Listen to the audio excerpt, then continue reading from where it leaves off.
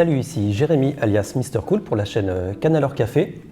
On est aujourd'hui au magasin Ikigai Manga Shop à Genève et on est avec Fernando et Damien, cofondateurs de la boutique Ikigai avec son binôme Greg. Et donc, bonjour. Salut, Fernando. merci pour l'invite. Bonjour Damien. Ça me fait plaisir d'être là avec toi. Bah oui, tu es devenu, en fait je t'ai invité parce que tu deviens un petit peu la figure incontournable de l'Orcana sur Genève. Tu penses? Alors je sais pas, c'est ce qui se raconte, j'ai vu ça aux infos, sur les journaux locaux, tout ça, on parle que de toi en ce moment. Donc je me suis dit là, il faut t'inviter. C'est indispensable qu'on parle un petit peu de toi. Alors je sais, il y a plein d'autres joueurs qui sont très bons, qui font des résultats, mais voilà, ça fait plusieurs fois que je t'ai rencontré, on a sympathisé, je trouve que tu es une personne très agréable, très sympa. Et donc ça valait le coup que je t'invite et qu'on discute un petit peu de l'Orcana. Et on s'est croisés là assez souvent pour ces fameux tournois de 7 de Scar, Ouais. dont on voit les merveilleux tapis. Ouais. D'ailleurs, combien tu en as fait? Tu en as fait pas mal, hein? De tournois, Tournoi j'en ai de sept, fait, pour le Scar, j'en ai fait 4. 4 tournois à de sept. Genève, ouais. D'accord. Ouais. Et combien de Un tapis. victoires? Un tapis, Ouais, un combien de tapis cartes? champion, deux cartes. 2 cartes. Ouais. Ben bravo, hein, il y en a beaucoup Sur qui ont- 4, je suis content. Ouais. Et en plus, je suis sûr que tu aurais pu même faire mieux à des moments, non? Possible? Possible. Si le mental y suivait et que les choix de deck aussi. Si je restais sur mes choix de Ouais, base. parce que en plus, tu as changé. Ouais, j'ai Je sais essayé que tu as par changé moment pas de mal de changer fois. un peu, ça m'a pas réussi. Ouais, Même pas du tout. Mais ouais. d'accord. Et Damien, aussi, il faut ajouter, tu es un grand passionné, fan de l'Arcana, Tout à joueur. fait. Ouais. Et toi aussi, tu as participé à tous ces tournois de 7 d'ailleurs. J'ai participé à 2 tournois de 7, les 2 en finale. Bah bravo. Une fois en finale contre Fernando, où il a gagné son tapis champion. Et une fois à l'épée à Denain, où j'ai gagné le tournoi à 40 joueurs. Ah, bravo. Bravo, Donc, bravo. donc voilà. Ok. Et je voulais savoir, Fernando, comment on peut te trouver un petit peu t'as un pseudo ou t'as un nom particulier pour l'Orcana? Alors actuellement, j'ai pas pseudo. Je joue sous mon prénom, Fernando. Avec Dame, pour rigoler, on dit que mon pseudo c'est Coolcouz. Coolcouz? Ouais. Qu'est-ce que c'est Coolcouz? Ça part, je pense que quand on joue, on lâche beaucoup de conneries entre nous. D'accord. Et puis c'est sorti une fois naturellement et je pense que c'est resté depuis. Et du coup, c'est quoi? Tu vas peut-être le changer pour Coolcouz, non? Peut-être. D'accord, donc Mais pour c'est- l'instant, Fernando. Ouais, Fernando, on n'a pas de nom de team ni rien, on joue entre potes, D'accord. donc il n'y a pas de nom particulier. Moi je joue sous le nom Fernando. Ok. Et ton envie d'avoir d'avoir amené Damien avec nous pour cette interview, Ouais, c'est parce qu'il a joué un rôle important pour toi. ouais, dans Comment tu l'Orcana. as commencé l'Orcana, ta découverte, la rencontre avec l'Orcana? En fait, c'est grâce du coup à la boutique. Du coup, j'ai voulu ramener Dame, mais comme j'aurais pu ramener Greg, mais j'ai ramené Dame parce que je joue énormément avec lui, beaucoup plus qu'avec Greg. Mais du coup, la découverte de l'Orcana, elle s'est faite au shop. Je cherchais à ce moment-là de ma vie à commencer un TCG. J'avais essayé un petit peu One Piece, mais à ce moment-là, c'était très dur d'en trouver. Et en venant au shop, du coup, j'ai trouvé Dame et Greg en train de jouer à l'Orcana. Et je me suis intéressé. Je me suis dit que j'allais essayer. Et c'est comme ça qu'en fait, j'ai commencé l'Orcana. D'accord. Ouais. Ok. Tu étais un ancien joueur de jeux de cartes de TCG avant? Pas du tout. Pas du tout. Non, comme Je je te- disais, à ce moment-là, je cherchais à commencer un TCG, donc j'ai Ah ouais, commencé d'accord, un petit t'as peu bien- One Piece, mais au final, sans plus. J'ai acheté un petit peu et l'Orcana a vite pris le dessus. D'accord. Et les jeux de société? Tu as un parcours de joueur de jeux de société, pas non forcément? non plus. Jeune, un petit peu, comme tout le monde, je pense, Ah ouais. Monopoly, etc. Mais pas forcément le passionné non, de joueur non, du tout. qui s'intéresse Du à tout. tout. Hein. Jeux vidéo. Jeux vidéo. Ouais, gros joueur de tout ce qui est jeux console, jeux ordi, multijoueur, D'accord. etc. Je pose souvent cette question-là parce que ça permet d'avoir un peu une idée sur le profil du joueur. Ouais. Parce que très souvent, c'est vrai que les joueurs de TCG ou des personnes qui deviennent bons joueurs, ils viennent jamais de rien. Ouais, c'est vrai. Si Ouais, c'est je pas, suis si d'accord. c'est pas les jeux de société, Ouais, il y a à un moment quelque c'est les chose jeux, de- c'est les jeux vidéo et c'est toujours un petit peu, il y a un profil similaire. J'ai pas forcément rencontré, en tout cas, un joueur qui devienne performant, qui n'a jamais joué à rien du tout et qui arrive dans ce monde-là et puis qui performe comme ça. Il y a quand même il y a plus ce petit côté. prédisposition, je pense. Bah, j'en parlais il y a pas longtemps avec Dame, il y a ce petit côté tryharder. Quand je jouais par exemple sur ordi à League of Legends ou autre, il y a vraiment cette envie de plus que jouer, Ah ouais. d'apprendre, d'essayer, de tryhard, Ah ouais, etc. c'est ce que tu retrouves Ouais. dans le TCG Ouais. aussi. Hein. Et toi, Damien, tu as un parcours de joueur TCG, de choses comme ça? Alors moi, j'ai joué à Magic il y a d'accord. longtemps, il y a genre 20 ans, je pense. J'étais pas un grand joueur ou un grand tryharder, mais je jouais régulièrement. Donc c'est quelque chose que... En fait, le plaisir que j'avais en jouant à Magic quand j'étais plus jeune, je l'ai perdu assez vite parce que je trouvais que ça partait dans tous les sens et j'ai retrouvé ce sentiment avec l'Orcana. Je trouve que l'Orcana est très agréable à jouer, comme Ouais. ce que je ressentais avec Magic il y a 20 ans en fait. D'accord. Enfin 20 ans, un peu moins de 20 ans. Et à côté, moi, je joue beaucoup aux jeux vidéo. J'ai même une formation de concepteur de jeux vidéo, en fait, et j'ai même créé un jeu de société, donc je suis beaucoup là-dedans, en fait. Ah donc, oui, ah ouais. donc avant d'ouvrir la boutique avec Greg, je me destinais plutôt dans la conception de jeux. D'accord. Donc j'en fais toujours sur mon temps libre, mais voilà, c'est une réflexion que j'ai toujours un petit peu. Ok. Et le monde un petit peu du manga, c'est plus toi ou Greg ou tous les deux? Alors, le monde du manga, à la base, c'était plus moi, mais j'ai très vite transmis le virus à Greg. Nous aussi, on se connaît depuis plus de 20 ans maintenant, et assez rapidement, je lui ai fait découvrir cet univers, et après, il n'a pas démordu, quoi. Et- Ah, parce que la dernière fois, je discutais avec lui, il me disait qu'il avait une grosse collection. Alors, peut-être par rapport à certains autres passionnés, c'est rien ce qu'il a, mais quand il m'a dit à peu près ce qu'il avait, je lui ai dit, oh là là, ah ouais, ça rigole pas là. Toi, c'est pire? C'est pire. Ah, ok. C'est 3 fois sa collection, à peu Non. près. Si. Ah ouais. Et tous lus? Non. Ah, ok. C'est rangé de côté. Je pense que si on regarde au pourcentage, il en a lu beaucoup plus de ce qu'il a que Ah, moi. d'accord. Ok. Donc ça compte pas. Ça compte pas. Je suis un collectionneur. Et donc alors, pour toi, Fernando, pour en revenir à ces débuts de l'Orcana, tu connaissais Damien avant de pas la du boutique? tout. Pas du tout? Non, donc pas tu t'es du pointé tout. à la boutique, Ouais, il je n'y avait me pas de One Piece? Pas de One Piece, je me suis pointé à la boutique du coup parce que j'habite à côté et je m'étais pointé 1 ou 2 fois pour acheter des mangas, donc je les connaissais de vue, mais sans plus. Salut, Ouais. j'ai besoin de conseils.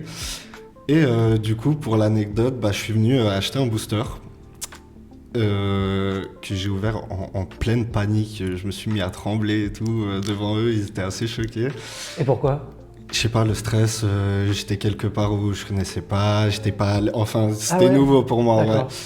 Et j'ai adoré leur personne, etc. Ils étaient super accueillants, chou, super feeling.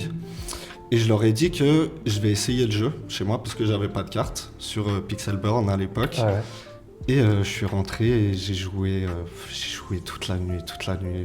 Je suis Ah ouais, revenu- et ça sans carte, hein, t'avais Ouais, pas sans encore de carte, carte. je suis allé checker, comme je disais, tryhard, je suis allé checker des decklists directement sur le net, j'ai vu qu'Hyperagro c'était facile à prendre en main, etc. Je suis direct allé essayer, et je crois que je suis revenu le lendemain avec une liste, il me faut tout ça. Il me faut tout ça pour faire mon deck. D'accord. Et Dame comme Greg, super gentil, bon écoute, on a ça, et puis ça allait assez vite. Et j'ai pu commencer à jouer en physique avec eux, au shop, directement. Et du coup, on a beaucoup joué.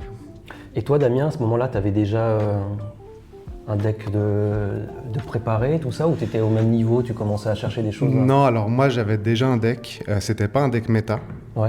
C'est à ce moment-là, je crois que je m'étais amusé à faire un deck avec les chiots dalmatiens. Et j'aime bien en fait les decks qui partent d'un délire et ensuite voir jusqu'où je peux les porter. Et le deck dalmatien, je me rappelle, j'ai joué contre Fernando, lui il connaissait pas vraiment le jeu.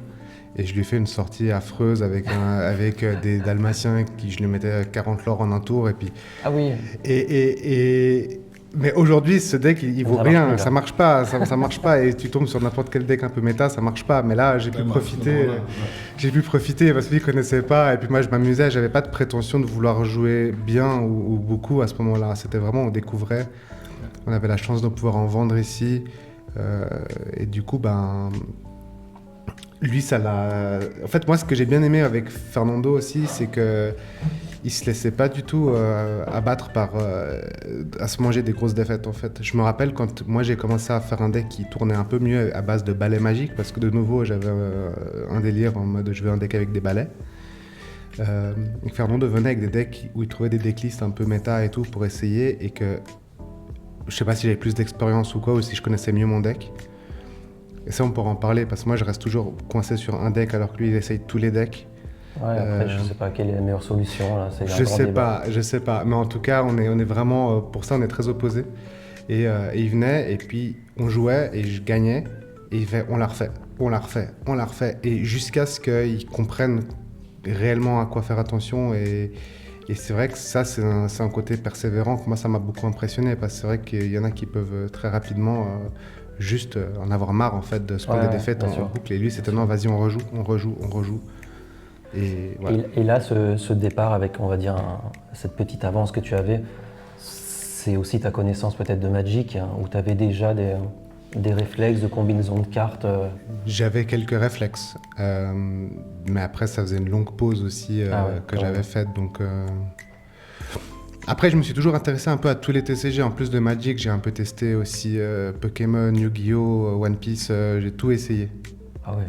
Mais Donc ça aide quand même, hein. ça aide quand même. Quand Mais tu vois certaines mécaniques, tu dis ok, t'es pas indifférent, tu vois où ça va en venir en fait. c'est ça, D'accord. c'est ça. Mais donc alors pour cette rencontre donc avec Damien, Ouais. c'est ce qui t'a apporté pour vraiment te lancer à l'Orcana et commencer Alors, ouais. à progresser, hein. Ouais, c'était C'est ça. parce que vous avez beaucoup joué. Comme il disait, il y avait ce côté un peu avoir envie de persévérer, de continuer. Et c'était pas frustrant. Je trouvais pas ça frustrant de perdre en fait. Je trouvais ça même les petits combos comme il expliquait qui sont pas du tout méta, mais t'étais dans la phase d'apprentissage aussi. Et hein. c'était impressionnant en fait. Je trouvais ça. En fait, je commençais à découvrir un jeu qui avait énormément de possibilités. Ouais, tu commençais à voir. Ouais. Et justement, il avait. Ouais, t'avais une petite avance à ce moment-là sur le jeu, mais comme il disait, il découvrait aussi. C'était pas non plus. On jouait de manière très casual. Et en fait. Et pédagogique. Il y avait un côté très pédagogique, justement. On découvrait machin, c'est pas qu'une course au lore, il y a du contrôle. J'apprenais les différents aspects du jeu. Et du coup, ça m'intéressait, ce qui m'a poussé à beaucoup jouer. Donc à ce moment-là, ça t'a motivé. Ça m'a motivé. Plus loin. Et en fait, le fait du coup que la personne avec qui joue, plus on jouait, plus on passait du temps, plus ça devenait une amitié en fait. Ouais, comme sûr. avec Greg. Mais Greg jouait un peu moins et joue un peu moins en ce moment aussi. Et du coup, on jouait énormément et ça m'a poussé en fait à prendre du plaisir à jouer et à partager des moments et de manière pédagogique et à s'améliorer et à chercher à comprendre qu'est-ce qu'il faut faire, qu'est-ce qu'il faut pas faire, à connaître les cartes naturellement aussi, à découvrir. Et donc tu venais régulièrement au magasin jouer. Ouais. C'est ça, tu Même passais trop. de nombreuses heures. Ouais. Tous les jours. Enfin, du coup, je bosse à côté, je suis étudiant. Ouais. Donc dès que tu avais un moment... Ouais, dès que j'avais un moment, mes congés, je pouvais passer 4, 5, 6 heures par jour ici. Et du coup, à jouer. Et vu qu'à Ikigai, il n'y a pas que eux, il y a un espace jeu. Il y avait d'autres joueurs. Du coup, j'ai pu faire d'autres rencontres. Ce qui m'a plu avec l'Orcana aussi, j'ai rencontré beaucoup de monde, de belles personnes comme toi, comme Dame, comme Greg et j'en passe. Et du coup, je pouvais jouer, même eux, quand ils n'étaient pas dispo, je pouvais jouer. D'accord. Donc, je pouvais rester là 5 heures et jouer pendant 5 heures. Ok. Donc Damien a été très important pour a été très important à m'apprendre le jeu, à beaucoup jouer, à être dispo pour beaucoup jouer. Parce que même en dehors du shop, on rentrait le soir, on jouait sur il n'y avait plus Pixelborn, mais Inktable, Discord, on joignait. Je me rappelle que je me mettais beaucoup la pression pour mes premiers Champion Sets. Et je disais, Dame, faut que je tryhard, faut que tu m'aides. Et il était là, mais mec, c'est bon. Je lui disais, non, faut que tu m'aides. Et c'est pour ça qu'en fait, pour moi, il est important. En tout cas, pour mes perfs et ma manière de jouer, il est important. Parce qu'on est très opposés dans la manière de jouer, mais je trouve qu'on se conseille bien dans nos manières. Enfin, vu qu'on se connaît personnellement, on comprend nos choix, quand on joue, etc. Et du coup, dans les Champion Sets, avant les Champion Sets, il a été là, vraiment, je l'embêtais en table, jouer contre l'ordi, qu'est-ce que je fais là? Et si je pioche ça? Et machin, et nanana, et qu'est-ce que je dois jouer? Quel deck jouer? Quel deck prendre? Lui, il était là, mec, tranquille. Ouais, non, vraiment. Du coup, ouais, pour moi, ça a été un rôle important. Donc, du coup, vous avez progressé en fait tous les deux. Hein. Je pense que toi, tu as autant appris que lui à ce moment-là. Je trouve que naturellement, justement, on s'est aidé mutuellement en jouant énormément. Je pense qu'il y a ce petit côté avant qui disait que moi, vu que je joue beaucoup de decks, je prends plaisir à jouer beaucoup de decks. On a pu essayer plein de match-up.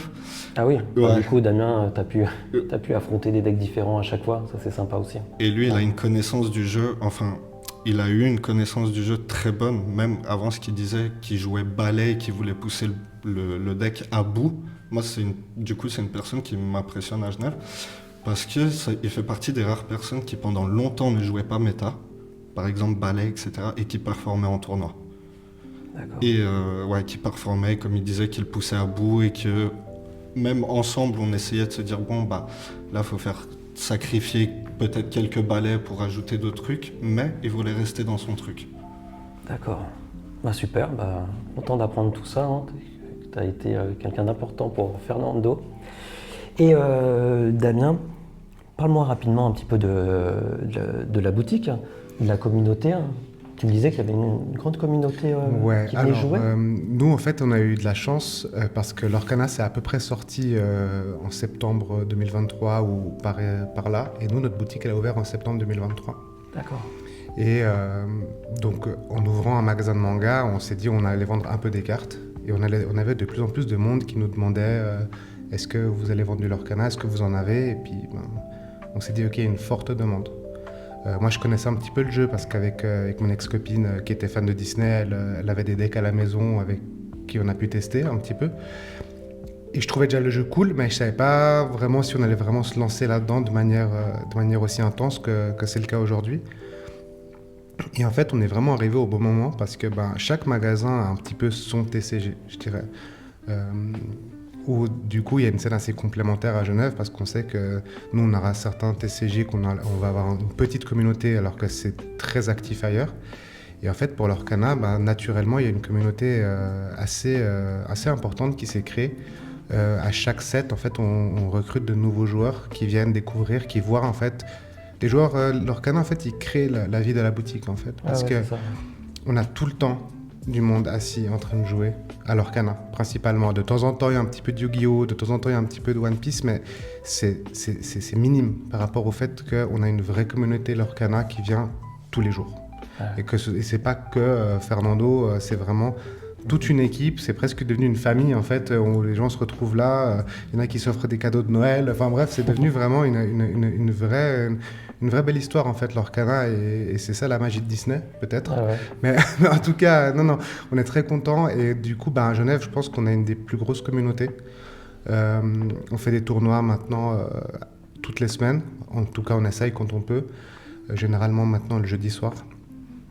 On fait des événements pour les sorties des nouveaux sets, donc c'est quelque chose qui, l'Orcana a beaucoup contribué en fait aussi à l'évolution de la boutique. Et puis nous on est très contents parce qu'en plus de ça, comme on est passionné du jeu, Greg et c'est ça qui est sympa, que les patrons soient passionnés, soient joueurs aussi. Ouais. Ça c'est cool. Hein. C'est ça. Donc c'est ça aussi qui a fait que la communauté venait volontiers, parce qu'ils savaient que même s'ils se fixaient pas en rendez-vous avec d'autres joueurs, s'ils venaient ici, ils pouvaient de toute manière éventuellement défier jouer. Le patron. C'est ça, défier les patrons. Alors, il faut qu'on soit dispo, mais généralement pour une partie, on arrive à se rendre disponible. Et après, sinon, ils sont compréhensifs. Si on doit se lever, faire un encaissement ou quoi, on le fait. Mais voilà, ça reste une communauté qui est très bienveillante, et puis avec autant des joueurs qui sont très tryhard, des joueurs qui sont un peu plus casus, mais Il y a eu quelques moments de frustration où il y a un deck un peu plus fun qui tombe sur un deck top méta et puis du coup ça peut être frustrant. Mais il y a quand même un côté un peu pédagogique aussi. On va expliquer, voilà, là t'aurais pu faire ça, là t'aurais pu faire ça comme ça, etc. Et ça c'est quelque chose que je trouve vraiment intéressant. D'accord. Et au niveau pour les gens qui ne connaîtraient pas le lieu, c'est quoi l'adresse de la boutique sur Genève? Alors, on s'appelle Ikigai Manga Shop. On est au 4 bis rue des Paquis, donc à 5 minutes de la gare, à pied. Donc s'il y a des gens de passage, qui ont leur deck avec eux, leur sac à main. Ouais, et c'est à côté du bord du lac. Donc cet été, après une glace devant le jet d'eau, venir faire une partie de l'Orcana, c'est cool. En plus, la boutique est vraiment bien située. Ok, et même si les gens n'avaient pas de deck, tu as des choses de côté. On a tout ce qu'il faut. D'accord.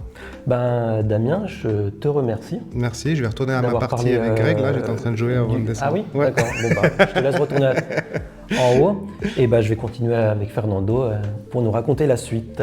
Très bien. Je te remercie, Damien. Merci à toi. À tout à l'heure. Bon, voilà, on a laissé Damien retourner à ses occupations. Et j'avais d'autres questions, bien sûr, à te poser. Ouais. Donc, ce que j'ai cru comprendre là, avec Damien, c'est que assez rapidement, tu as été plutôt attiré vers la méta. Ouais. J'ai l'impression. Ouais.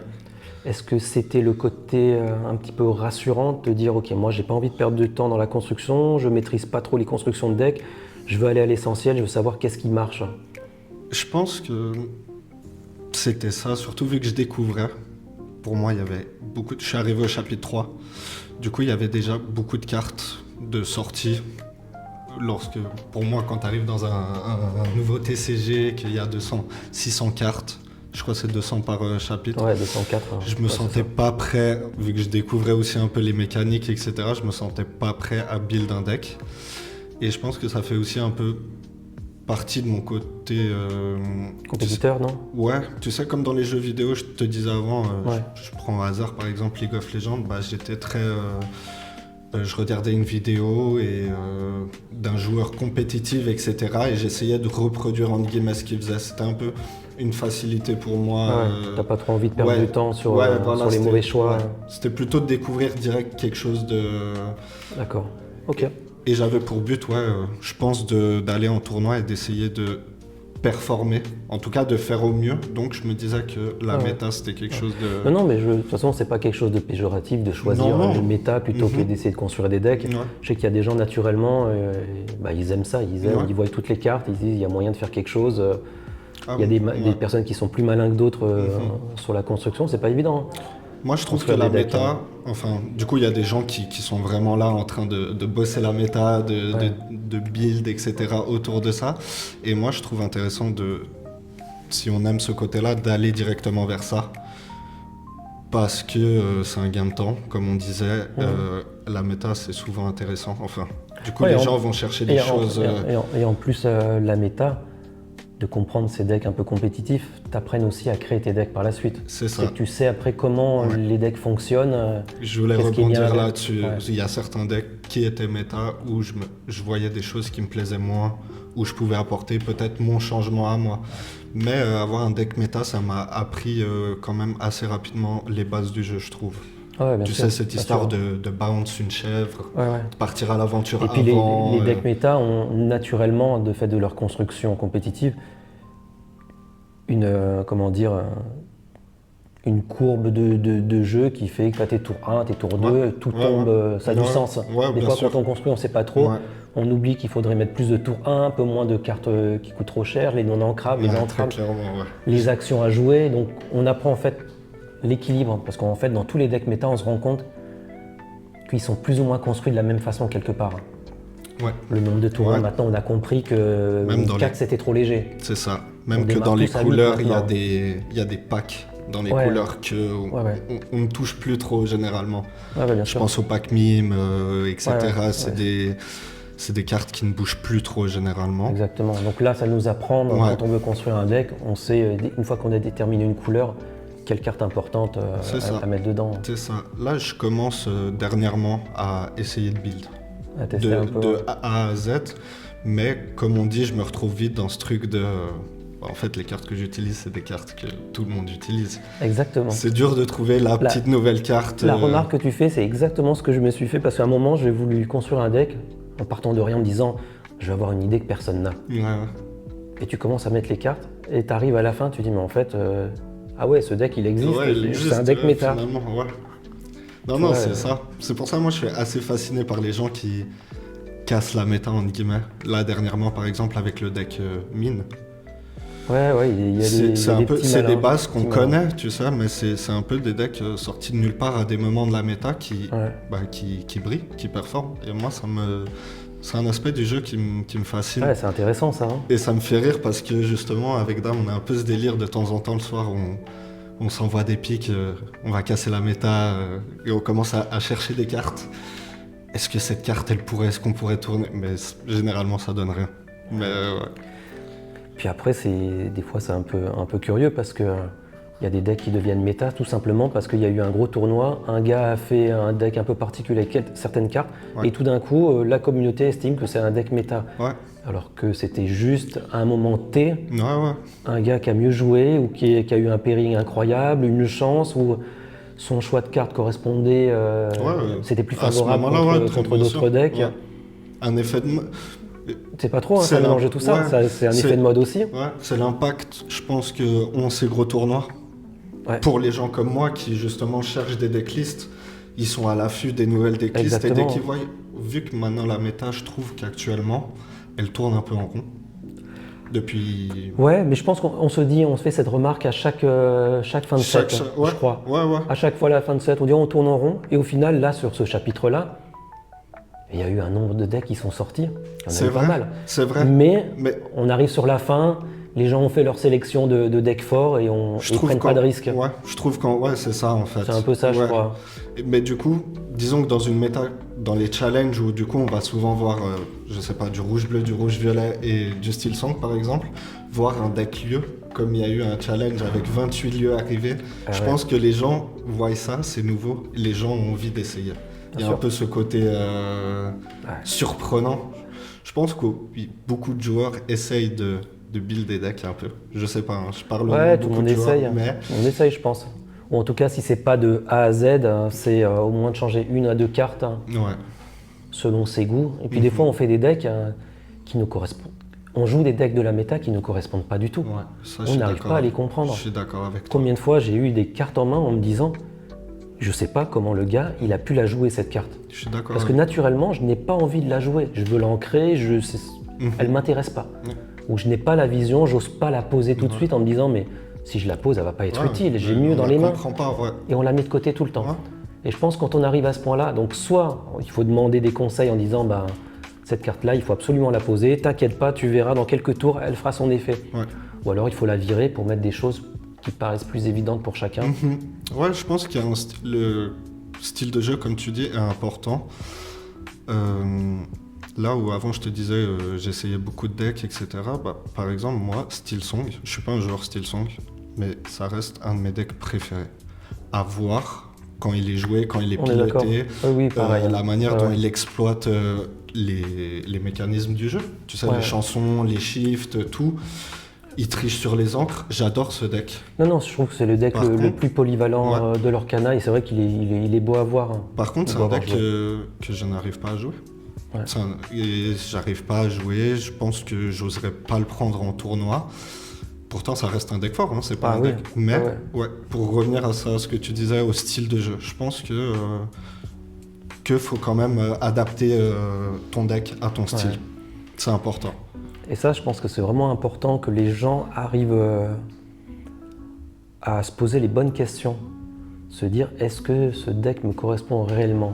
Est-ce que j'ai cette mentalité pour jouer ce style de deck? Je pense que c'est vraiment important à faire, parce que souvent, on teste beaucoup de choses. En disant, oui, ça c'est fort, et en fait, on papillonne de deck en deck, et en fait, on n'y arrive jamais. On n'arrive pas à passer un peu plus de temps et ça ne nous correspond pas. Et je pense, soit on a des amis, par exemple comme tu as avec Damien, qui peuvent te dire, tu sais quoi, je pense que ça ne te correspond pas, tu n'as pas les automatismes de ça. Donc soit tu les apprends, ou soit quelque part, c'est peut-être pas un deck qui est naturel avec toi.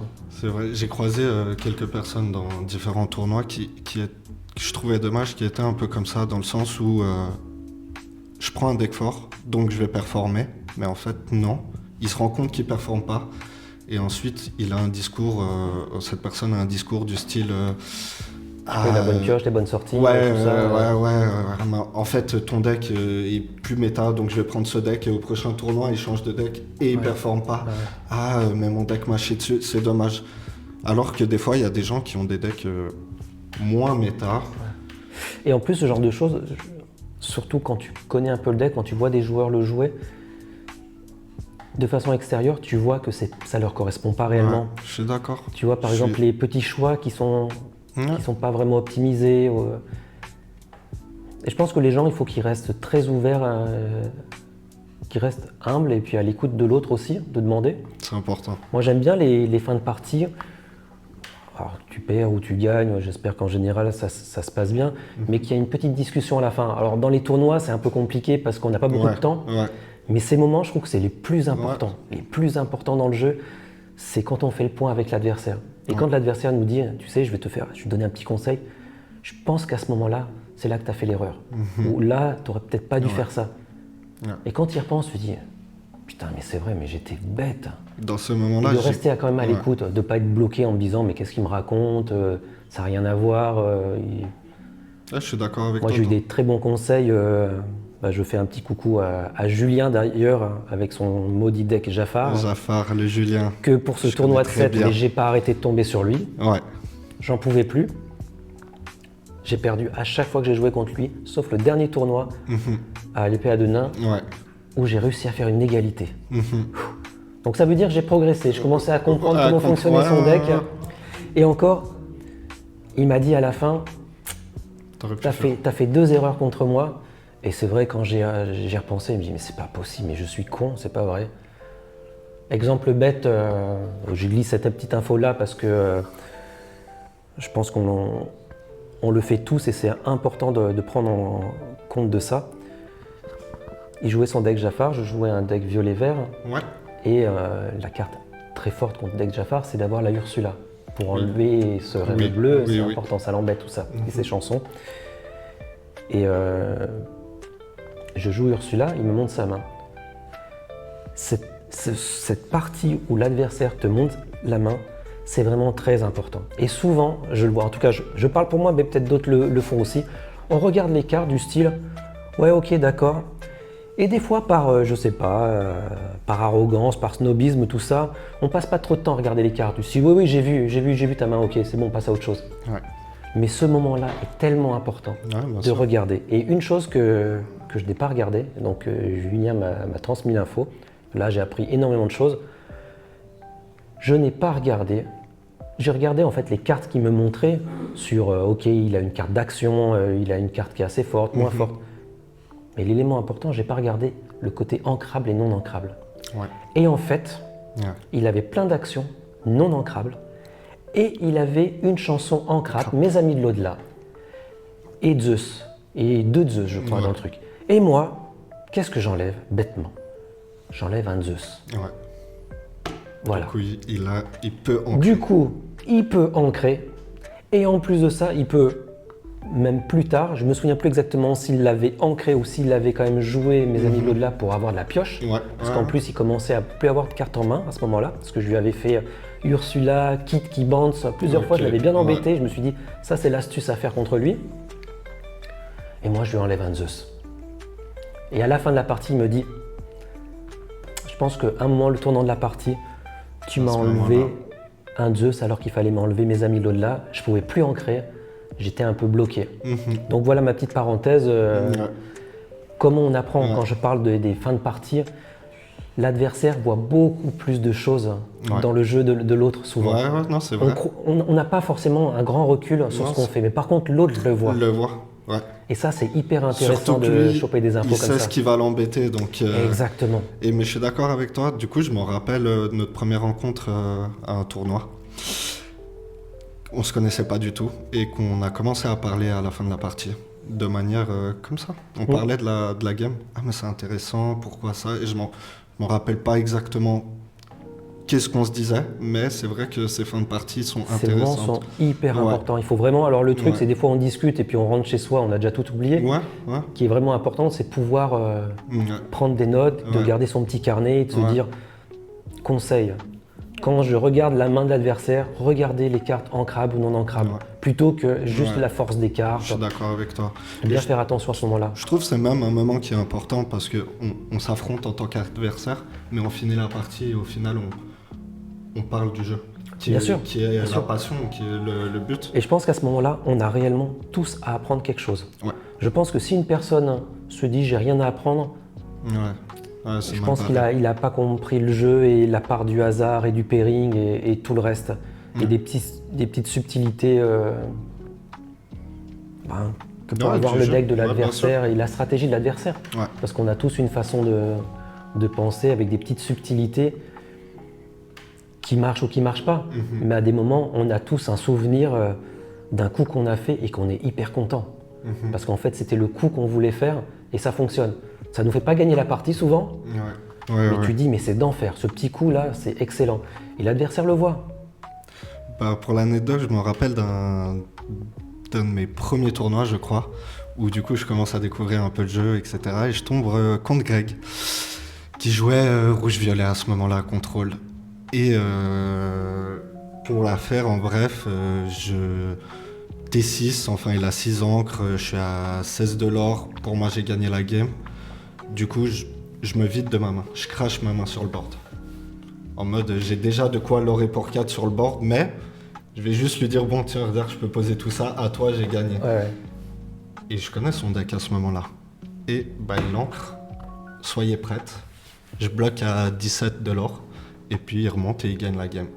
Et je me rappelle que, du coup, depuis ce jour-là, avec les erreurs, pour dire à quel point on apprend de ses erreurs, depuis ce jour-là, je me sûr. suis dit, ouf, plus jamais je passe mon tour sans demander combien d'encre à l'adversaire, Exactement. combien... Exactement. C'était punitif. Et je me rappelle que c'était dans mes premiers tournois, c'était un petit tournoi, et que depuis ce jour, en fait, ça m'a fait prendre conscience de l'importance de, comme on disait, d'avoir les petits détails, les encres, les cartes en main, et ce genre de choses, de pas flood le board pour flood alors que t'as déjà gagné, enfin t'as déjà de quoi gagner sur le terrain. Ouais, bien sûr.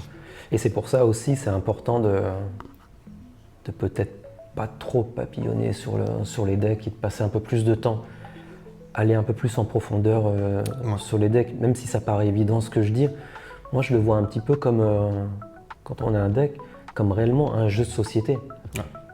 Genre, on te donne le jeu en disant, bah tiens, ça c'est un jeu à part entière, débrouille-toi, développe-le, apprends-le, va jusqu'au bout des possibilités de ce deck.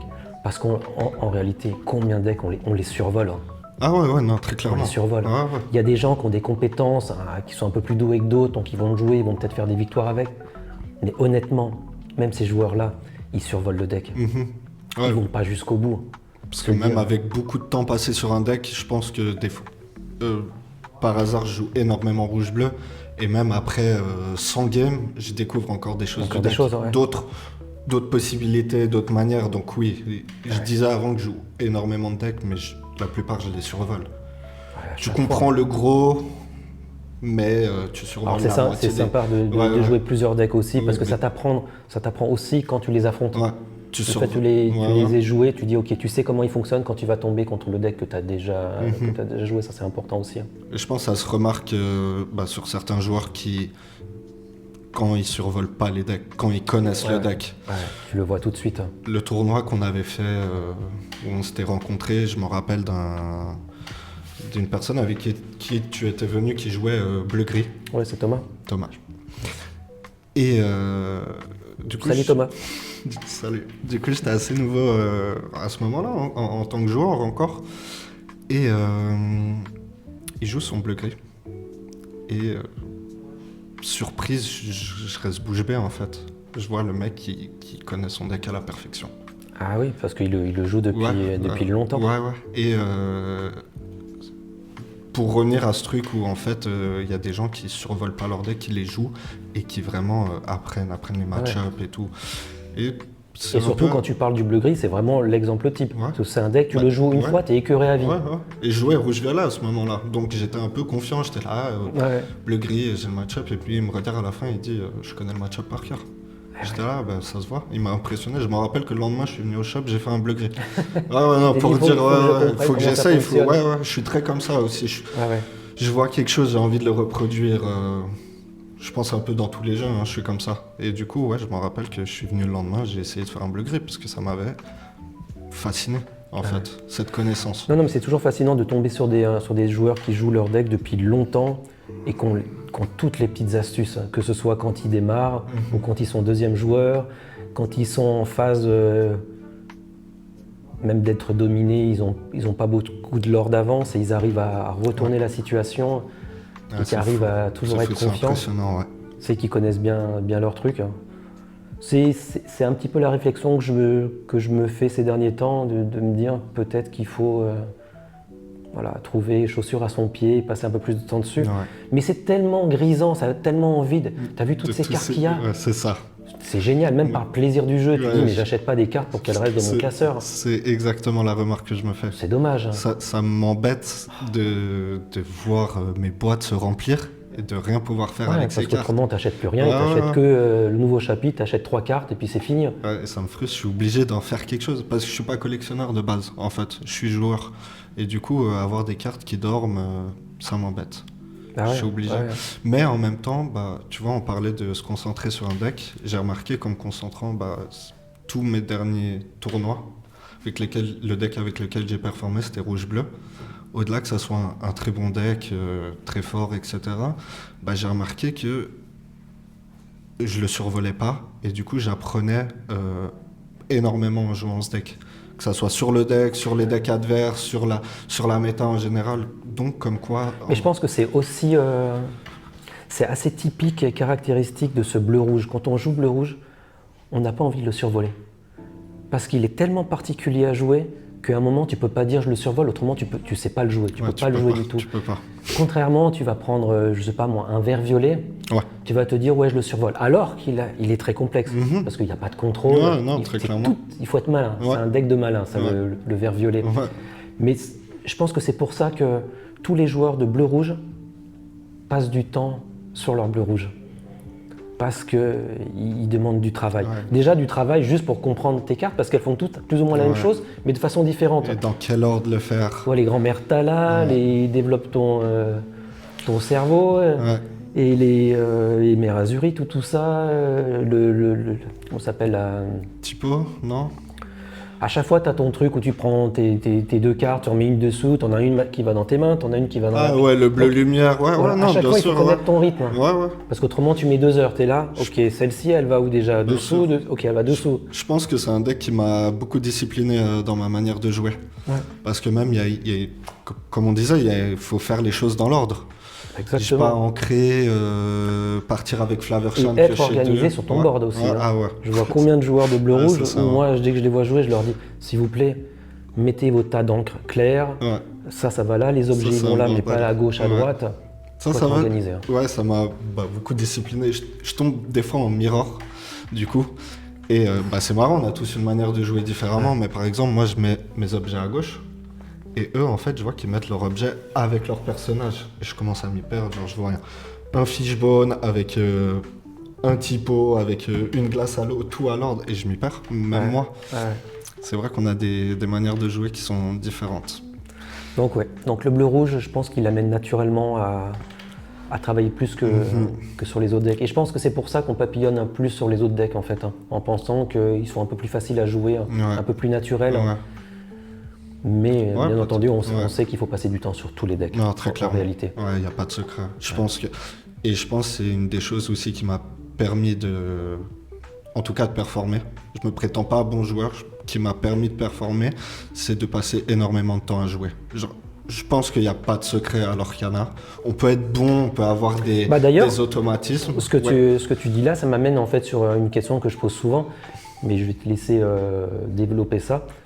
C'est quoi un peu tes conseils dans l'Orcana en général à étaler pour toi? Pour devenir meilleur. Pour devenir meilleur, qu'est-ce qui a marché? Tu étais en train de dire, De jouer, Ouais, de jouer, alors, de jouer souvent, ça, Moi, c'est je clair. pense ce qui m'a aidé, c'est de jouer. De jouer, de jouer, de jouer. Mais pas de jouer de manière débile. Enfin, il n'y a rien de débile, mais de manière non pédagogue, on va dire. Comme on disait avant avec À Dame. chaque fois d'essayer de faire le point. Ouais, avec Dame. Alors, il y a beaucoup de parties qu'on fait, on s'en fout. Mais il y a beaucoup de parties où, en fait, on vient et puis on refait le point un peu sur la partie. En fait, si tu joues et que tu fais que de perdre, c'est qu'au bout d'un moment, il y a un blocage. Si tu fais tout le temps les mêmes erreurs, etc., t'as beau jouer des heures, si tu fais pas attention à tes erreurs, et je pense que ça, c'est dans tous les jeux. Quand j'ai commencé League of Legends, je m'en rappelais, petite anecdote, je faisais des parties, je perdais, c'est un jeu qui est très frustrant. Et les gens me disaient, enregistre ta partie, fais ta partie, et reviens sur ta partie, tu la regardes et tu vas voir les erreurs. Donc je pense que l'Orcana, il y a un petit côté, même un gros côté comme ça, où il faut analyser en fait ta partie. Peut-être pas l'enregistrer. Ah, mais ça pourrait être pas mal, hein. Tu mets tes parties à alors chaque je fois pense- de les ouais, regarder. c'est le hein. meilleur si tu as le temps. Après, Ouais. Parce qu'au moins, t'es plus critique. Hein. Ouais, très Tu clairement. te dis que le joueur qui est en train de jouer, c'est pas toi, c'est quelqu'un d'autre. Mais je pense, moi, mes conseils, pour ce qui m'a aidé, je pense, c'est du coup de beaucoup jouer, de beaucoup analyser. J'ai pris beaucoup de temps à regarder des Lorcana Challenge sur YouTube. En plus, on a tellement de... Ouais, tellement de matériel Ouais. maintenant pour progresser. hein. J'ai passé beaucoup de temps du coup à regarder des vidéos, à m'intéresser. Donc pas juste qu'est-ce qu'il en... Pourquoi, à essayer d'analyser, même si mes analyses étaient fausses. Peut-être qu'ils pensaient pas du tout à ça. Pour moi, c'était important de me faire et je pense que ça m'a beaucoup aidé. Donc beaucoup jouer, beaucoup analyser. Et c'est vrai que j'ai passé énormément de... Comme je te le dis souvent, je mange l'Orcana, je dors l'Orcana, je viens là, je bouffe ouais. l'Orcana, ouais. Donc je pense que c'est une des choses qui m'ont... En tout cas, si c'est un conseil que je peux donner, ouais, consacrer du temps, ça va aider à être meilleur. Parce que la marge de progression sur l'Orcana, je trouve qu'elle est agréable. Et plus on passe de temps dessus, plus elle se fait naturellement. Ouais. Mais je pense qu'il faut avoir envie d'avoir ce côté un petit peu compétitif ou en tout cas curieux, vouloir apprendre et s'améliorer. Si on s'en fout, qu'on joue juste pour le plaisir, ça a moins d'intérêt, je pense. Et tout à l'heure, quand on était au café tous les deux, tu me glissais l'aspect un petit peu de la psychologie et du mental. Hein. Ouais. Ça, tu semblais me dire que c'était un petit peu une faiblesse pour moi, toi. ouais, je pense que le côté mental, c'est un peu ma faiblesse. Je pense vite perdre mes moyens à cause, je sais pas, du stress. Je suis quelqu'un qui peut stresser très facilement. Avoir des doutes sur la partie. Généralement, pendant la partie, ça va, c'est plutôt après. Après une partie, je peux soit me démoraliser après une défaite, soit être trop en confiance, du coup me laisser aller. J'ai du mal à avoir un mental qui est constant et bon. Et tu te rends compte que en jouant, tu rencontres des joueurs qui ont l'air d'avoir une mentalité un peu plus stable, hein, peut-être plus serein, ou alors ils font semblant, ou ils le sont naturellement? Je sais pas, mais j'en ai rencontré qui ont l'air déjà d'avoir de l'expérience dans d'autres TCG, dans ces situations de tournoi, ou peut-être pas forcément de TCG, mais face à ce mental, ce stress, etc., et qui le maîtrisent beaucoup mieux, et qui se mettent peut-être moins la pression, qui gèrent mieux toute cette atmosphère. Et ça, tu penses que si tu avais plus ce mental-là, ça t'aiderait beaucoup plus pour tes résultats, je sais pas. Peut-être par moment, ouais. Par moment. Ouais, peut-être par moment à moins me mettre la pression. Après, il y a aussi ce côté où, comme je te disais au café tout à l'heure, j'aime jouer avec cette adrénaline, ce stress. Ah oui, d'accord, ça apporte... En tout cas, il y a un bon stress. Pour moi, il y a un stress qui peut être positif. Si tu sais le réguler et jouer avec, je pense qu'il y a un stress qui est bon. Pas que au jeu, hein, partout dans la vie. Oui, exactement. Et puis je pense que cette émotion, ce petit stress que tu dis, fait aussi que ça génère des souvenirs.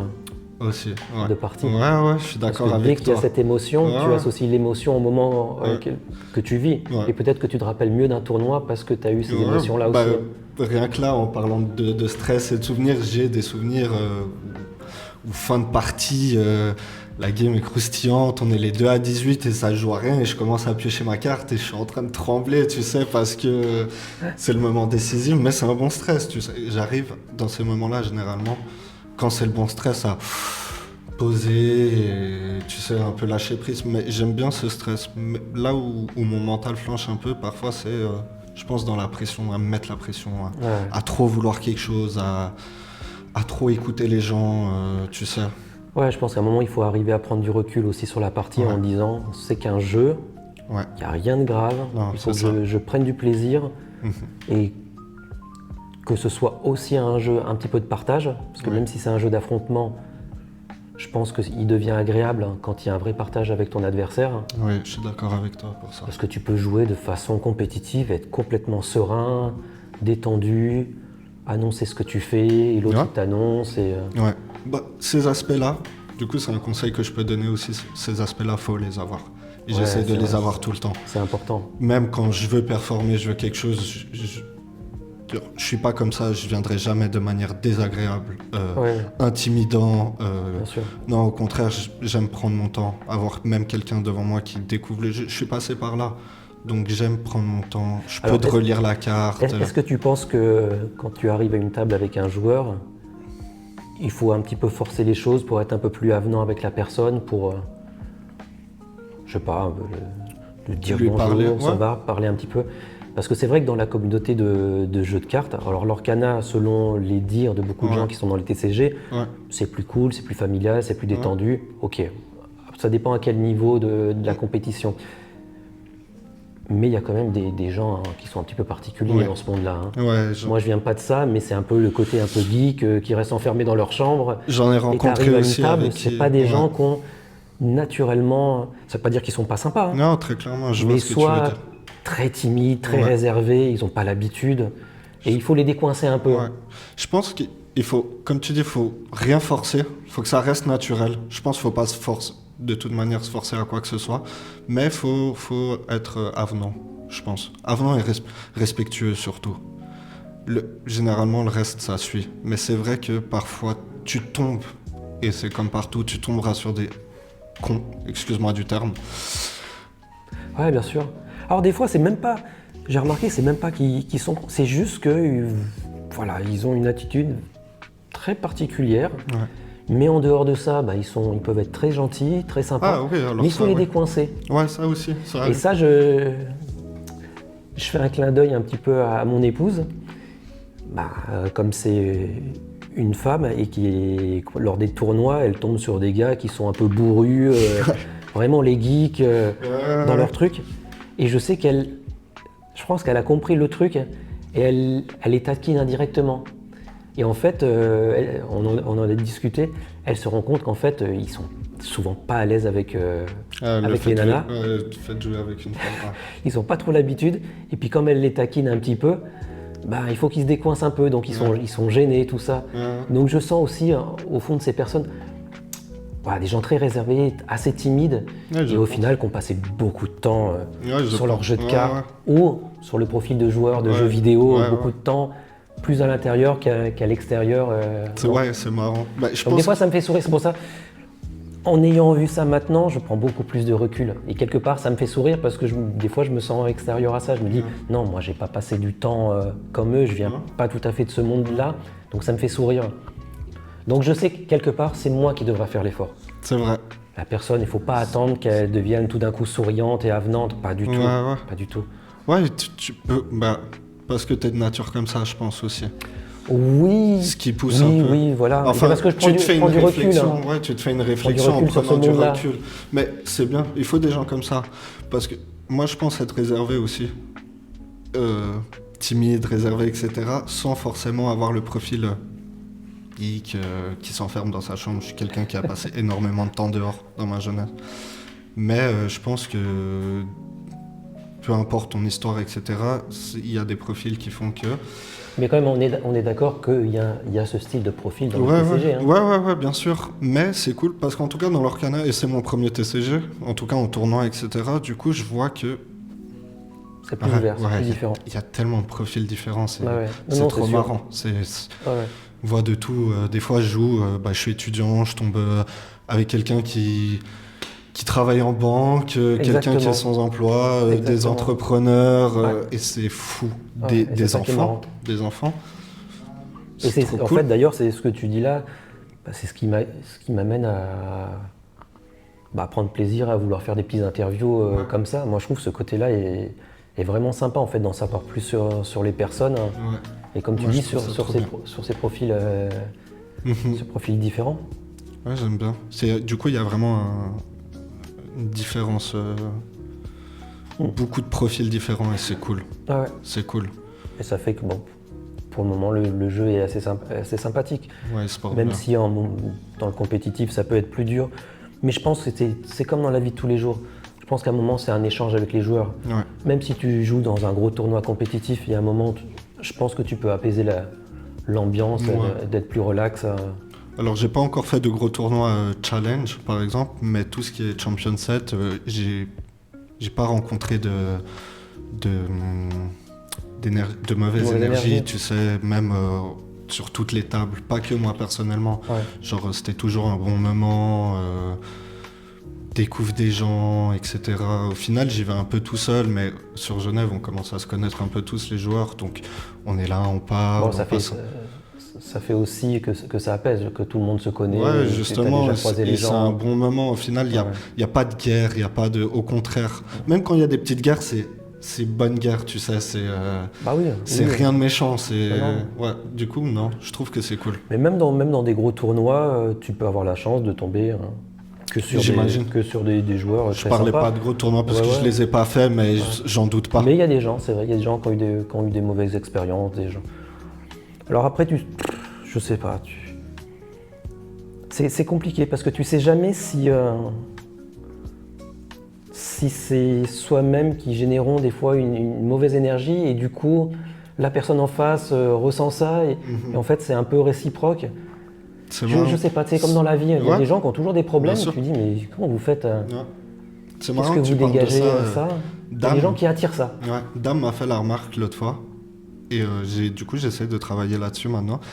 Il me disait des fois quand tu joues, j'ai l'impression que genre tu tires la gueule, t'as envie Ah de, oui, oui. de détruire la personne en face de toi.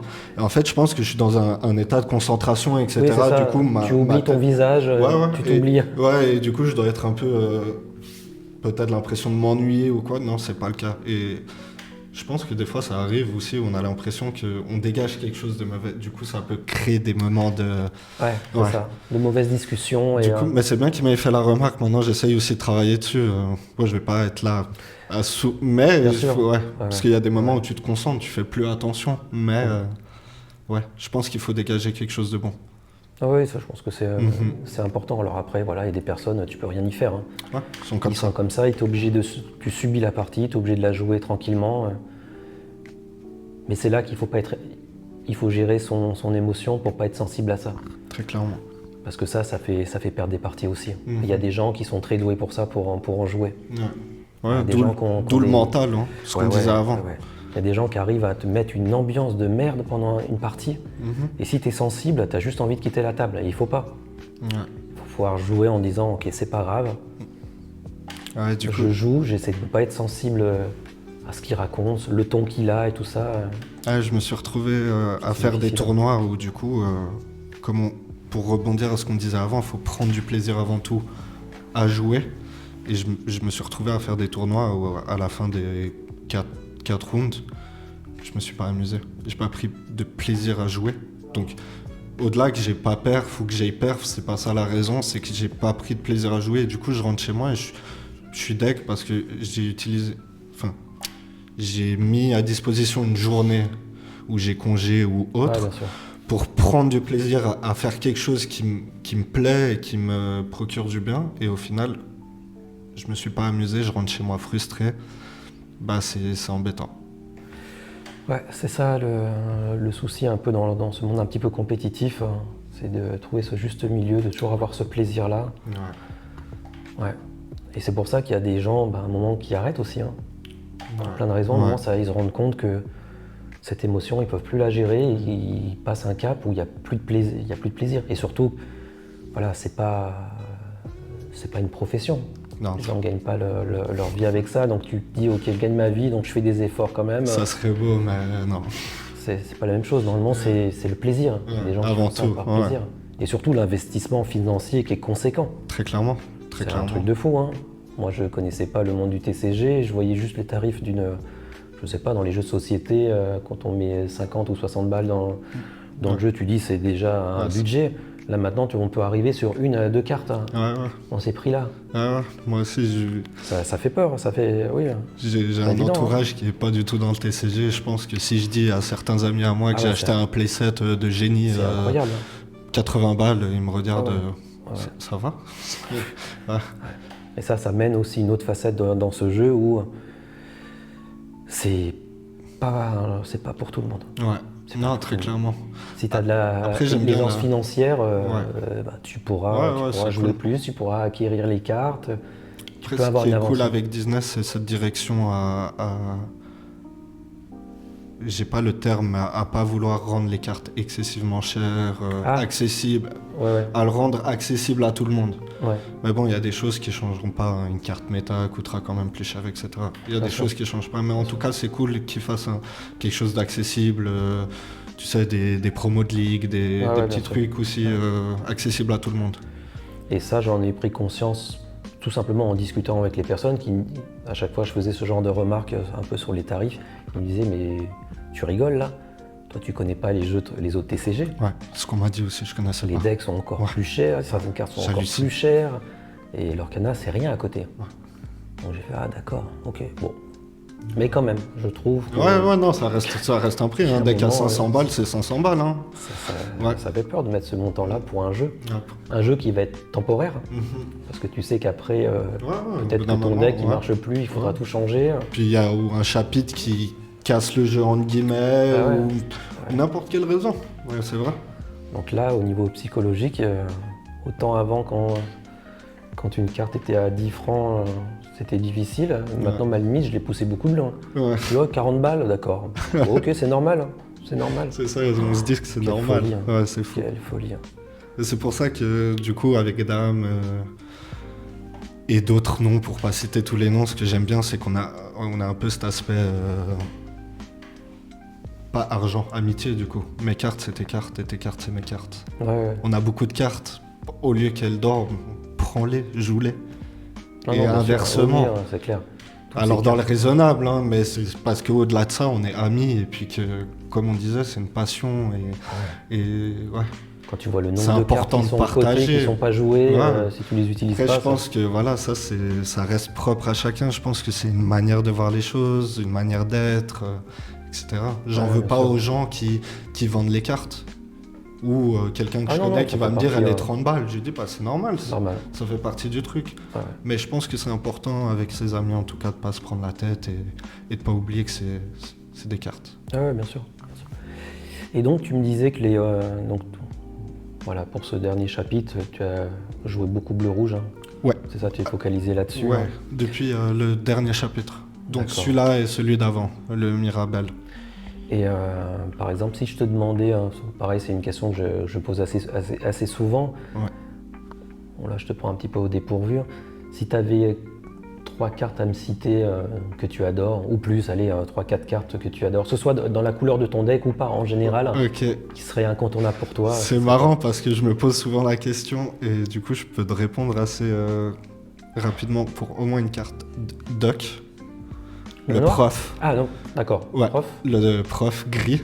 Ouais, pour piocher. Ouais, quand tu la joues, tu te défausses et tu pioches 2 cartes. J'adore cette carte. T'adores cette carte? J'adore. Je trouve qu'elle est incroyable. Quand les nains chevaliers sont arrivés aussi, j'ai beaucoup aimé l'idée, le concept, etc. Je pensais pas que la carte allait être jouée. Et au final, elle est tellement jouée. Je pense qu'elle a tellement de possibilités de pouvoir la rebounce, la rejouer, repiocher. Enfin, moi, je la trouve tellement intéressante. J'adore cette carte. Et tu aurais quoi d'autre? Les 3 cartes. Donc, Duck. Je pense que tu as des cartes dans ton deck que tu adores dans ton bleu-rouge, non? Ouais. Je réfléchis. Il y a tellement de choix. Je réfléchis.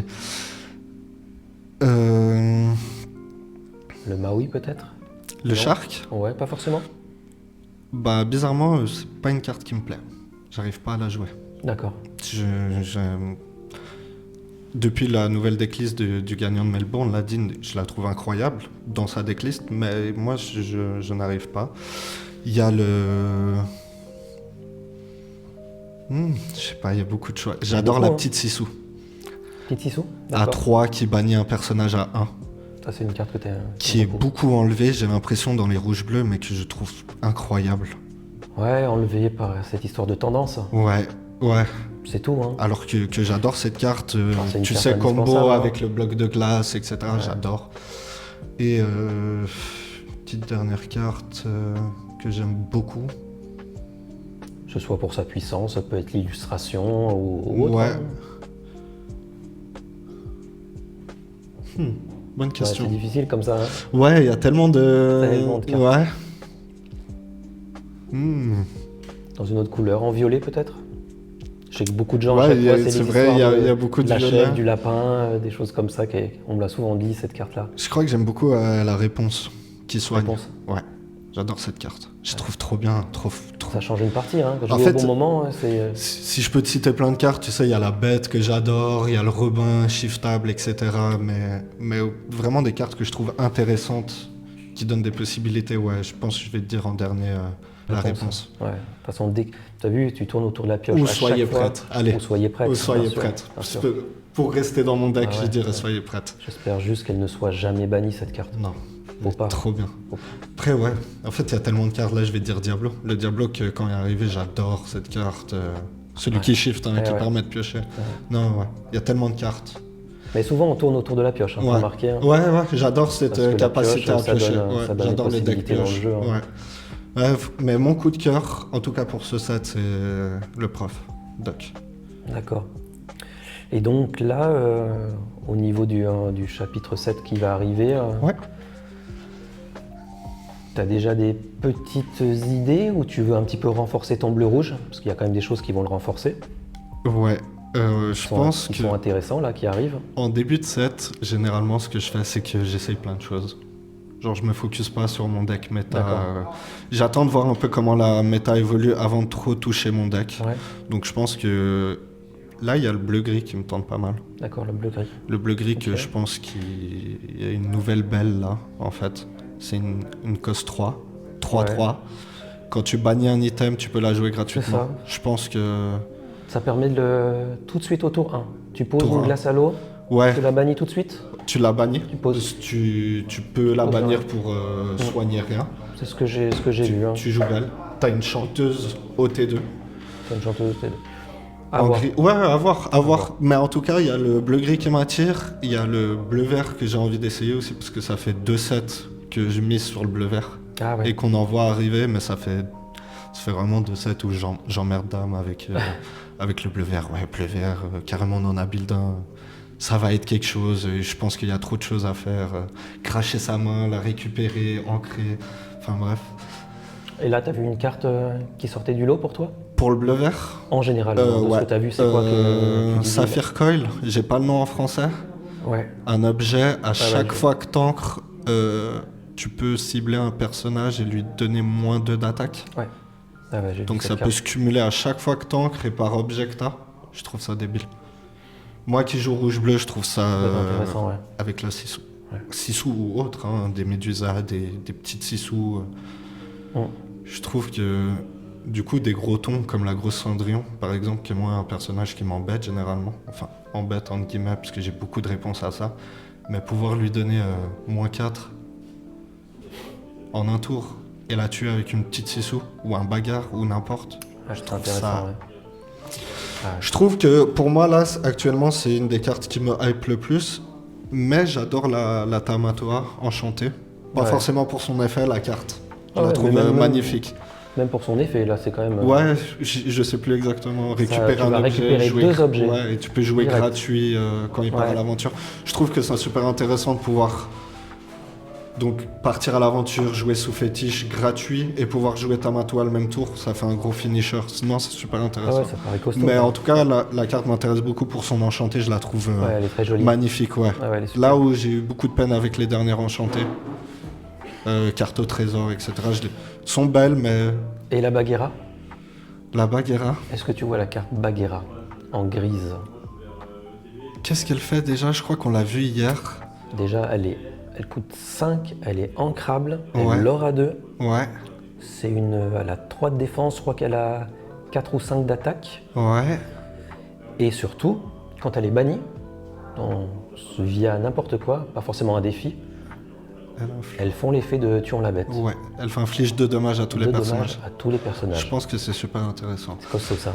Après, tu sais, j'ai beaucoup de mal à voir des cartes et à Et me dire... projeter dans le truc, ouais, il y a des cartes où j'arrive à me dire, bon, ça, il y a un monde où... Mais c'est toujours... En fait, je suis toujours dans un truc... Il y a un monde où c'est jouable dans telle situation, etc. Ouais. J'ai du mal à me dire, ça va être top méta, ça va être... Alors, en tout cas, le Steel Song va être content parce que la Bagheera est un rempart. Ouais. Tu peux la mettre en rempart. Ouais. Ça fait que s'ils virent les plus tôt, Ouais. ils peuvent mettre ce Bagheera en rempart. J'ai vu une Gantou. Je sais pas si tu vois laquelle. Si, je vois, J4 bien non sûr. ancrable, quand tu la joues, on peut plus... Tu peux plus épuiser un personnage pour chanter. Ouais. Et en plus, le Et deuxième en plus, effet, l'action que tu dois jouer- payer, elle coûte 2 de plus. 2 de plus.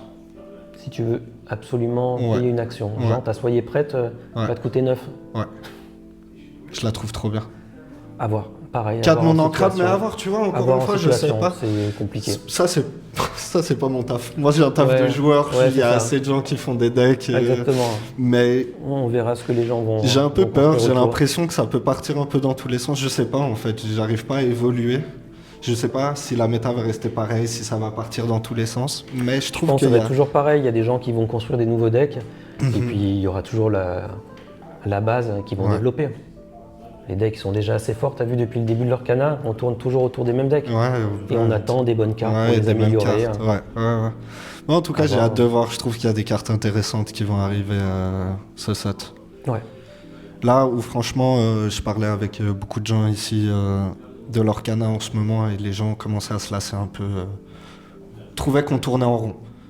Ouais, mais comme on disait, je pense qu'à chaque fin de set, j'ai l'impression d'entendre les mêmes choses. En fait, là, c'était plutôt en début, milieu de set. Ah ouais? Ouais, ou peut-être c'était aussi le fait de trop jouer, ou etc. Mais les gens avaient l'impression de trop tourner en rond. Je sais pas. Mais tu vois, Moi, je leur propose de jouer rouge-bleu à ce moment-là. c'est un peu compliqué parce que les gens disent ça, mais en même temps, mais soyez libres, construisez autre chose. Jouez autre très chose. clairement. Mais tout d'un coup, là, à ce moment-là, ils sont là, ouais, mais c'est pas assez, machin. Ouais. Ah, il faut savoir. Ouais, non, je suis Faut d'accord savoir. avec toi. Je suis Construisez d'accord avec quelque chose. toi. Changez les cartes, il y a moyen. Essayez. Regarde, on a Mine des Nains. Ce Ouais, deck, dès ouais. qu'Andio, là, il arrive, il fait Mine des Nains. Ouais. Bah voilà, pourquoi lui? Ding arrive avec son rouge-bleu qui a rien à voir. Enfin, Bien sûr. après, c'est pas facile de faire un deck, mais faut tu essayer, je pense. Et puis faire un deck, comme on dit, il faut pas juste le survoler. Ouais. Le mec expliquait qu'il l'a bossé à la mort pour arriver à cette version. Exactement. Et avant ça, il joue tous les scars, il en gagne pas un. Il part à Melbourne, il fait finale. Voilà. Puis là, dernièrement, en Allemagne, 222 joueurs, il T'as vu ça? fait Ouais, j'ai vu ça. 12-0. 12-0. Incroyable. Et il tombe Incroyable. en finale contre un Mirror. Exactement. Ça doit être satisfaisant. Ouais, c'est ouais. hallucinant. C'est hallucinant. Non, je pense qu'il faut, comme tu dis, il faut pas Non, il y a de survoler, la- il y a de la place, il faut pas- bosser pour faire un deck. Je trouve, comment on peut dire que ça tourne en rond quand on a autant de cartes? Ouais. Autant de cartes. À Ouais. toi de faire en sorte que ça tourne pas en rond. Ouais, les gens, je pense qu'ils se brident autre dans chose. quelque chose. Exactement. Exactement. Ils n'ont pas confiance et ils disent que ça marche, ils vont pas faire autre chose. Mais allez-y, faites autre chose. Ouais. Tous les gens qui ont réussi souvent à passer, c'est des gens qui ont surpris. Ouais. Dans les Ouais, gros la tournois. surprise, ça fait Tout le quelque temps. chose dans les gros tournois. Tout le temps. Les mecs, ils changent 2-3 cartes. Regarde, on a eu cette histoire-là pour au LCQ, où ça ce mec là, d'ailleurs que j'ai interviewé de Belgique, qui s'appelle Swandai, Ouais, qui jouait le exact. violet gris. Ouais. Il est arrivé avec son deck violet gris, il gagne les 5 matchs de LCQ, il se qualifie pour les championnats du monde. Ouais. Et qu'est-ce qu'il met dans son violet gris? Il met cette carte Hades, Ouais, la Death, là. Bah, Qui du est- dernier set, là. Ouais, Celle du dernier set. qui est non ancrable, Ouais. que je trouve injouable, je sais pas Ouais. comment on peut Ouais. la poser là-dedans. Ouais, j'ai essayé sa liste en plus. Super intéressant. Ouais. Bah, lui, il passe avec ça, il a Ouais. surpris, il a réussi. Non, la surprise, et on en parle souvent ici avec Julien, que tu as salué avant, que la surprise, ça fait beaucoup. Beaucoup, Ça fait beaucoup. tout le temps, Beaucoup. tout le temps. Après, faut être constant, parce que tu peux surprendre un. Enfin, Ouais. c'est dur de surprendre et de gagner après. Non, mais comme tu es en tournoi déjà pour se qualifier dans ces tournois-là, tu es en BO2. Donc tu démarres, tu surprends, tu as la partie 2, ça dépend qui va démarrer, si tu es ouais. premier ou deuxième joueur. Mais bon, la surprise, Mais des fois, tu sais, te quand la tu- prends en premier match et au Ouais. deuxième match, ça peut te surprendre aussi. Ouais, c'est vrai. Et puis après, de Non, toute façon, c'est tu vrai. changes d'adversaire. Ouais, et il connaît non, pas c'est ton vrai, deck. C'est vrai. Mais c'est pour ça que je dis, en tout cas, surprendre une manche, c'est faisable, mais il faut réussir à gagner la deuxième. Parce que des draws, c'est... Enfin, je sais pas, mais... Ouais. Mais des fois, tu surprends sur une carte, et puis après, cette carte, elle revient pas sur le match, et puis tu le gagnes différemment. Non, c'est vrai. Et puis, en plus, t'as l'avantage où tu sais ce qui joue l'adversaire. Exactement. Sur la deuxième. Non, c'est vrai. Non, en tout cas, la surprise, c'est quelque chose qui... Bon, on l'a vu avec des decks qui top, hein, et qui... Tout le temps. Et tu vas tomber sur des decks que tu connais pas bien, même si tu fais ta première partie, tu vois les cartes. Bah, la deuxième, il faut se souvenir qu'est-ce qui va tomber. Et puis en plus de ça, bah, ça nous est tous arrivé. Tu fais une partie, tu n'as que des cartes finalement classiques qui sortent. Et la deuxième partie, là, il y a toutes tes cartes un peu tech qui vont sortir. Ouais. Au final, ta surprise, tu sais pas trop à quel moment elle va sortir. Non, c'est vrai. Si tu n'as mis que quelques cartes, ah non, c'est vrai, je suis d'accord avec toi. t'en as une surprenante qui sort sur la première et peut-être sur la deuxième partie. Bon, tu lui dis pas, mais tu sais que dans ta tête, ouais, mais moi, mince, j'ai le petit objet là que j'ai mis de côté, bah il va sortir sur la deuxième. Et là, l'autre, il va dire, oh là là, c'est quoi cette histoire d'objet là? Ouais, c'est vrai. Comment je vais gérer ça? C'est quoi? Qu'est-ce qu'il a derrière la tête? Pourquoi il a mis cet objet? Ouais. Et donc là, ça te met un peu en panique et tu fais peut-être, toi, tu vas jouer de façon un peu traditionnelle.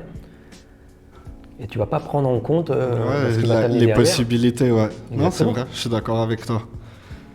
Ouais, le fait de beaucoup jouer, je pense que ça aide aussi. Ah bah Tu carrément. sais, jouer beaucoup en ligue ici, du coup, on disait avant, il y a des gens qui sont moins tryhard, beaucoup plus casus. Ouais. Des fois, je tombe contre des decks, je découvre les cartes.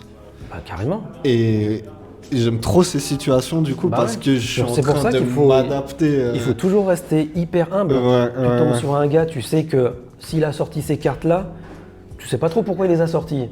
Soit il s'est amusé, soit il a une idée derrière la tête, c'est pas rigolo, tu sais pas trop. Ouais, non, c'est vrai. Mais même si jamais la personne était quelqu'un de moins compétitif ou compétiteur, bah, il faut faire gaffe. Hein. Ouais, ça peut. Ah, c'est déjà arrivé de perdre des parties. Ouais, Tu dis, très oh clairement. là, j'ai pas pu gérer. Très J'ai clairement. pas pu gérer. Très clairement. Bon, alors t'as la deuxième où tu dis, bon, je vais pas me faire avoir, tu chopes une égalité, mais quand même. Ouais, du coup, tu te retrouves avec une égalité. Ça peut être embêtant à certains moments de la compète. Ouais. Et surtout quand tu joues, quand tu te dis, bah, le gars en fait il est pas du tout compétiteur comme moi. Ouais. Et il a quand même réussi à gagner une partie. Donc ça veut dire, imaginons si tu étais en BO3 et qu'il avait aussi redémarré la troisième, Là, ça se tu complique. fais pas le malin. Ouais, ça se complique. Pour ça, moi j'ai toujours resté très très humble dans ce jeu. Ouais. Et c'est important. pas forcément d'établir des règles définies, immuables comme ça, parce que c'est un jeu de Et puis, c'est hasard. le meilleur moyen de se frustrer aussi, je pense, de Ouais, faire en ça. plus tu te braques et tu peux mal réagir. Ouais, c'est pas cool. Je pense pas. Non. Ouais. Non, il faut être très cool, accepter, Ouais. regarder les cartes, pas être focalisé sur une façon de penser ton deck aussi. Parce que des fois, tu vas dire, moi je le maîtrise, je vais jouer comme ça. Et en fait, là, à ce moment-là, il faut dire, bon, si je connais pas les cartes, Ouais. comment je vais aborder la situation? C'est ce qui est en train de m'arriver, je pense, à force de jouer au bout d'un moment et de plus avoir de réflexion, de plus jouer de manière pédagogique. Je te disais tout à l'heure, tu prends des automatismes et du coup, t'adaptes plus ton jeu. Là où je te disais que certains tournois où j'ai performé, j'ai réussi à performer parce que je me suis beaucoup adapté à ce que j'avais en face. Et là, en fait, ça fait quelques temps où je suis en train de me frustrer. Je pense que c'est une accumulation, mais où je joue de manière automatique et je fais plus attention. Je joue sur mon board à moi et j'oublie tout le reste. Ouais. Mais je pense que c'est parce que j'ai besoin de pause, je suis en train de me lasser, etc. J'ai besoin de nouveautés, mais c'est vrai que c'est... Et ça aussi, est-ce que c'est pas un petit peu spécifique au bleu-rouge? Le fait de dire, je m'en fous que l'autre il or, je dois faire mon truc pour... Et à un moment, tu lèves la tête, tu dis, ok, il est à 12-13, c'est bon, on va commencer à jouer. Ouais, alors oui, il y a ce côté-là, mais je pense que c'est faux de penser comme ça. Oui, je pense que c'est faux de penser comme ça. Mais ça peut être le piège aussi de ce deck. De dire, bon, il y a ce Tomatis, il est à 13. Il faut que je rampe, il faut que je fasse mes trucs et après je verrai ce qui se passe en face. Non, des fois, il faut adapter. Il faut se dire, adapter, bon, bah, je ouais, perds non. des tours de rampe pour gérer, mais c'est pas grave. En fait, et en plus, je pense que plus la partie elle dure, bon, dépendant le match-up, plus la partie elle dure, plus t'es content en rouge-bleu. Hein. Ouais, bien sûr. Ouais. Parce qu'il y a au bout d'un moment où ça y est, t'es installé. Et puis, je pense, là, je parle en gros sans prendre de cas spécifiques. Mais ouais, je pense Bon, que... en tout cas, si tu ressens un petit peu ce côté pas lassitude, mais un peu ces automatismes qui viennent. Là, je pense que le chapitre 7 va ramener un petit peu de fraîcheur au jeu. Je pense va faire du bien. Là, il y a faire du bien. Ouais. Et puis là, c'est aussi sortir de tous ces tournois. T'en as fait quand même un paquet de tournois de 7 aussi, c'est beaucoup. Il y en a qui en font aucun. Ouais, j'ai fait tournoi 7. Ah, t'as pas arrêté. Et même à côté des tournois 7, j'ai fait tous les tournois locaux que je trouvais. Ouais, et j'étais vraiment en train de... Bon, je diversifiais à chaque fois, mais au bout d'un moment... On se rend pas compte, ça prend une énergie. Ouais, je bosse incroyable. à côté. Ça prend beaucoup d'énergie. Beaucoup d'énergie. Ouais, du coup, là, on avait les tournois de Champions qui démarraient le matin. On a ceux de boutique qui démarraient plutôt le soir, les petits tournois. Donc, tu rentres à minuit, le lendemain, tu bosses. Je pense que là, c'est un peu l'accumulation. Il faut savoir prendre un peu de recul. Là, ça fait du bien, cette fin de les vacances bientôt, comme on en a parlé. Je pense que ça va faire du bien un peu de lâcher un peu. Ouais. Et en même temps, on est tellement passionnés, entre guillemets, qu'on a du mal à se détacher. Ouais, mais on rentre le soir, le mental on est trop important. Ouais, non, bien sûr. C'est trop important pour tout. Je l'ai vu en tout cas là sur mon dernier Scar où le mental était plus là parce que je jouais trop, je m'accordais pas de temps et n'importe comment. D'accord. En tout cas, voilà, toujours à fond, toujours content de jouer à ce jeu. Ouais. Et, c'est un pur pour kiff. Pour l'instant, ça va. C'est un pur kiff et même tout ce qui m'a apporté au-delà du jeu. Les rencontres, comment ça bouge. L'envie d'aller à un challenge. Ouais, c'est ça un peu tes projets, de faire un gros tournoi, faire un gros tournoi. C'est même pas performer, mais c'est d'aller à un gros tournoi, comme on en a parlé plein de fois, de vivre ce moment-là. Vivre ce moment, de jouer avec des gens qu'on connaît pas. Là, je me retrouve à jouer énormément avec les mêmes personnes. Ouais, même quand je vais en tournoi, on commence à tous se connaître. Ouais. Non, c'est important ça. Découvrir des nouveaux gens, découvrir des nouveaux aspects. Avec la boutique, ce qui est cool, c'est d'essayer de faire bouger un peu les trucs, de faire des petits tournois fun, de ramener du monde, d'avoir un peu une petite place dans cette communauté, tu sais, pas en tant que forcément joueur, mais de faire bouger ce qu'il disait avant, ce truc de famille, en tout cas qu'on a ici, qui est cool. Ouais. Ne pas perdre cette notion de plaisir dans le jeu quand même. Ok, bon je te remercie Fernando. Merci à toi. Cette petite discussion qu'on a eue, c'était très sympa. C'est gentil. Donc on se recroisera de toute façon à la boutique Ikigai, à d'autres tournois. Autour d'une bouffe. Tous les petits tournois qui vont avoir lieu avec le chapitre 7 derrière. Ouais. Et puis dans l'année, peut-être lors d'un gros tournoi où tu seras motivé d'y participer. Ça serait cool. À voir. En tout cas, moi, c'est l'objectif. Là. Ouais. Bon, je te dis merci. Ouais. Et je te dis à très bientôt. Merci à toi pour l'accueil. Et merci à vous tous d'avoir regardé cette petite interview. J'espère que ça vous aura plu. N'hésitez pas à vous abonner, comme disent les créateurs de contenu, disent toujours ça, mettez le pouce, tout ça, ça fait plaisir. Pouce bleu, petit abonnement. Je ne suis pas à l'affût ou absolument dans le désir d'avoir des millions de vues. Mais bon. Si je peux me permettre, je pense que tu le mérites parce que, pas forcément le million de vues, mais tu mérites que les gens supportent ton travail parce que tu fais un bon travail. On va voir, c'est gentil. T'es une bonne personne. C'est cool. C'est agréable, même là, c'est face caméra, mais même en dehors, c'est toujours un moment agréable de discuter avec toi. Longtemps. D'ailleurs, pour l'anecdote, on a fait un tournoi de 7. Un tournoi de 7 ensemble. On a fait une pause pour manger. On a oublié de l'heure pour reprendre le tournoi. Ils nous attendaient tous. On était dans la salle ici. On s'est fait un petit peu gronder par Damien là. Il nous dit mais qu'est-ce que vous foutez? Et nous on était tranquilles, on finissait de boire notre café, de manger, papoter de la vie, de l'Orcana. Complètement zappé l'horaire du tournoi. Donc bon. Comme quoi, faut être détendu. Exactement. Merci à vous tous et puis je vous dis à très bientôt sur la chaîne Canalor Café. Allez, salut. Ciao Fernando.